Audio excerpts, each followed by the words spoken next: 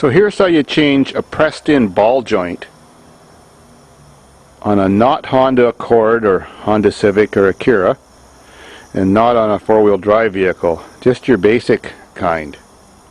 Now, I don't have any special tools like a ball joint removing tool or one that helps press and squeeze it back in. I'm just using hammers, a block of steel, some pretty basic stuff. This is the way I've always did them. I've never worked in a garage, so never knew what the tool even looked like. Never had any training. This is just how I figured out how to do it.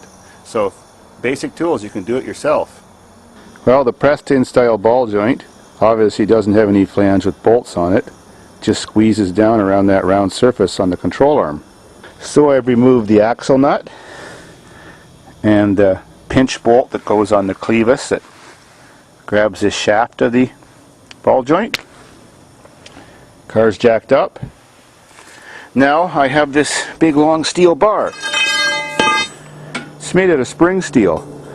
It's a torsion bar from underneath the floor that goes to the front lower control arms of a old early 80s front wheel drive Olds V8 Toronado. Lots of different kind of cars use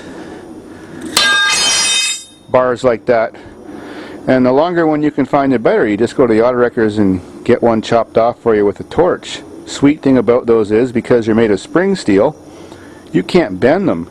They make the most awesome pry bar. So I stick it in this gap of the control arm down through that hole. It wedges itself against the control arm. I grab it and I push and pull down on it. Sometimes I even have to put an old brake pad in there to raise the bar up, so when I'm prying down, the bar doesn't hit the rotor, so I can get a farther push on it. Like so. Pushing down on this extracts the clevis from the ball joint post. So now that I've pried that down, this post slipped out of the clevis hole no problem. If it is tight, you can help it with a pickle fork. That goes in there and pries it off. Got the axle out of the way. I've turned the steering wheel to go that way. Tied a piece of mechanics wire to my jack to keep everything out of the way. Now I'm going to show you, a loose ball joint is always a bad ball joint. You definitely want to change them before it's too late, because you could be driving down the highway, hit a pothole, it completely separates, your whole spindle assembly, like you see there, exactly moves that way all by itself with the tire attached, gets jammed under the fender, buggers the fender up, gets caught on your door when you open it, then wrecks your door, rips your axle apart or pulls out of the transmission, you lose all your oil, sometimes jams against there and even breaks more stuff, and even can break the housing of your transmission, and definitely can suck you into the opposite oncoming traffic or into the ditch, even cause you to roll over. So if you hear clunking and bumping, or your wheels feel funny when you're turning corners or do a little zig, definitely check your ball joints. Now, next step is getting them removed. If the ball joint's been replaced before on a Chrysler, it has that little C-clip groove and a little snap ring clip on there. Well, they're not hard to get off. You can use your snap ring pliers or just pry it off with a screwdriver if you throw it away. If it's a factory original ball joint, well then underneath here, right along the side, either there or there, you'll see about a 1/4 inch long line of MIG weld. Well, it's kind of hard to unpress them and get them out with that weld there, so you take your little hand grinder and grind it off. It's a stainless steel weld, so it doesn't cut well with a torch. If you're putting in the kind of ball joint that doesn't have the little safety clip, it's a good idea to rerun a little piece of weld along there, but not that much, as it'll melt the stuff inside the ball joint. These ball joints have a bit of a problem of sometimes coming loose by themselves. Off comes the clip. There we go. Next step. I use just a block of steel, but you can use lots of different things. I put it under the control arm, far enough back over here that the ball joint has a free space to fall out when I whack it with my mini sledge. Now my supporting steel block is under there. I've even added another little tiny block just to boost up the height.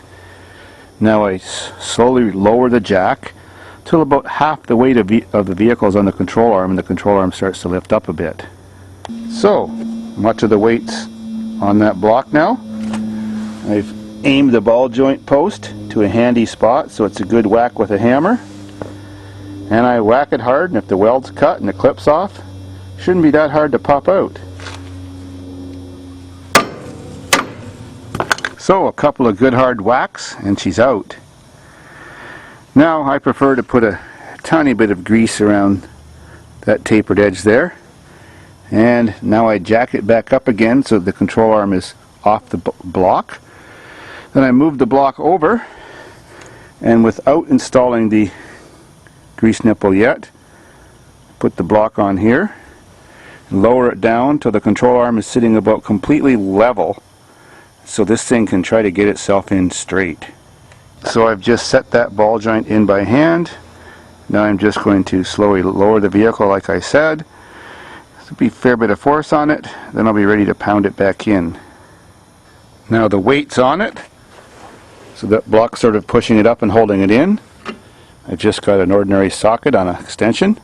Trick to getting it to go back in is steering it in. You've got to pound it here and pound it here.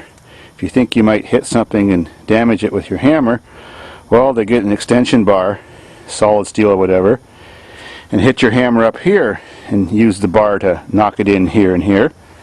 And you can actually steer it with one hand to get it to go in straight while hitting with the other hand with the hammer.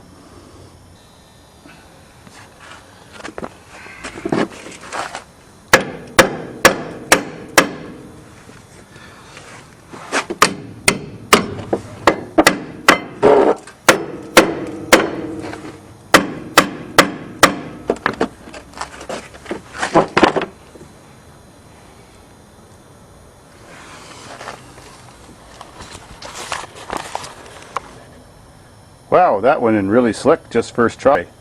The more modern Chryslers don't have this stamped sheet metal control arm. They have the forged steel one, which is much thicker and tougher.